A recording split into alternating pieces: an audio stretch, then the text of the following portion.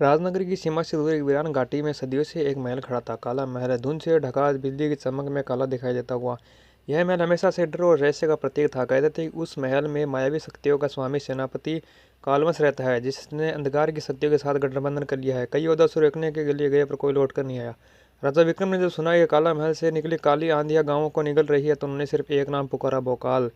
तलवार भोकाल का चमकता हुआ धनी देवभूमि का योद्धा आकाशपुत्र भोकाल। जब वह राजमहल पहुंचा, राजा ने चिंतित स्वर में कहा, कालवंश सिर्फ सेनापति नहीं, वह मायावी है। उसके खिलाफ तलवार नहीं, सांस और बुद्धि काम आएगी।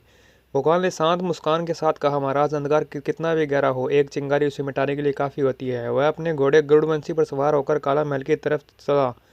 रास्ता हो या हवा, हर तरफ अजीब सन्नाटा छाया था। पक्षी गायब, पेड़ जले और धूल हवा में ऐसे घूम रही थी मानो कोई अदृश्य शक्ति उसे नियंत्रित कर रही हो। महल के करीब पहुंचते ही जमीन कांपने लगी। काला धुआं उठकर एक विशाल प्राणी का रूप लेने लगा। काली रेत का राक्षस। उसकी आंखें लाल थी और आवाज ऐसी जैसे 100 शेर एक साथ गरज रहे हो। राक्षस गर्जा, वापस लौट जा योद्धा, काला महल तेरे जैसे किसी को नहीं बख्शता। भोकाल ने तलवार निकाली, पर जैसे ही उसने वार किया, राक्षस धुएं बदल गया और दूसरी जगह उभर गया। भोकाल समझ गया, यह प्राणी माया है, शरीर का नहीं। वह आंखें बंद करके बोला, माया केवल डर में काम करती है, मैं डरता नहीं।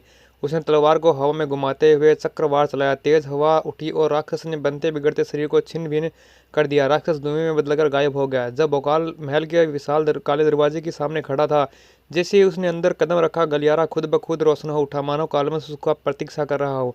अंदर हर चीज असामान्य थी। दीवारें फुसफुसा रही थी, छत से परछाइयां उतर रही थी और हवा ठंडी होते थे जमी हुई सी लग रही थी। अचानक महल का प्रांगण चमका और बीचों बीच एक सिंहासन उभर गया। उस पर बैठा था मायावी सेनापति कालवंश। उसका शरीर धुएं और छाओं से बना था। उसकी आंखों में 2 नीली ज्वालाएं जल रही थी। उसकी आवाज़ पत्थर को तोड़ देने जैसी कठोर थी। भोकाल, मुझे मालूम था कि तू आएगा, मगर यूं ही मरेगा भी। भोकाल ने तलवार ताने कहा, तूने राजनगर पर अंधकार की छाया डाली है, आज इसका अंत होगा। कालवंश हंसा, लंबी लंबी गूंजती ठंडी हवा।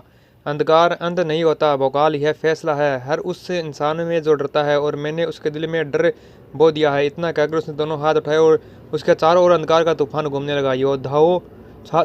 छायाओं ने योद्धाओं का रूप लिया। मायावी सेना। भोकाल उन पर टूट पड़ा। तलवार के हर वार से धुआं उड़ता, पर वे फिर बनकर आ जाते। लड़ाई से भोकाल थकने लगा। तभी उसे राजा विक्रम की बात याद आई, कालवंश को तलवार से नहीं, सांस और बुद्धि से हराया जा सकता है। भोकाल ने तलवार वापस म्यान में डाली और जोर से चिल्लाया, सेनापति, माया वही टिकती है जहाँ सत्य कमजोर हो। तूने सिर्फ डर पैदा किया है, मैं डर को नहीं मानता। उसके शब्दों से प्रांगण कांप उठा। मायावी सेना अचानक ठहर गई। कालवंश चिढ़ा, तू माया का मुकाबला शब्दों से करेगा? भोकाल ने अपनी दोनों मुठ्ठियां भींची और देव शक्तियों का आह्वान किया। उसके शरीर से सफेद तेज रोशनी निकलने लगी। यह सत्य प्रकाश था जो किसी माया को मिटा सकता था।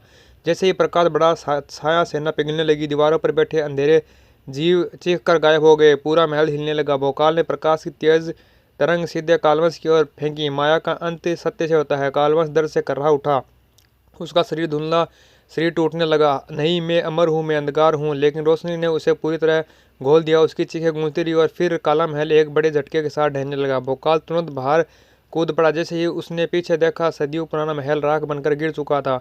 उसकी जगह अब सिर्फ खुला आसमान और धूप थी। राजनगर लौटने पर जनता ने उसे नायक की तरह स्वागत किया। राजा विक्रम ने उसे गले लगाते हुए कहा, भोकाल, तूने न सिर्फ हमारी भूमि को बचाया, तूने हमारे दिलों से डर भी मिटा दिया। भोकाल मुस्कुराया, माया चाहे कितनी भी शक्तिशाली हो, लेकिन सत्य की रोशनी इसके सामने टिक नहीं सकती। जब तक मैं हूँ, राजनगर पर अंधकार का साया नहीं पड़ सकता।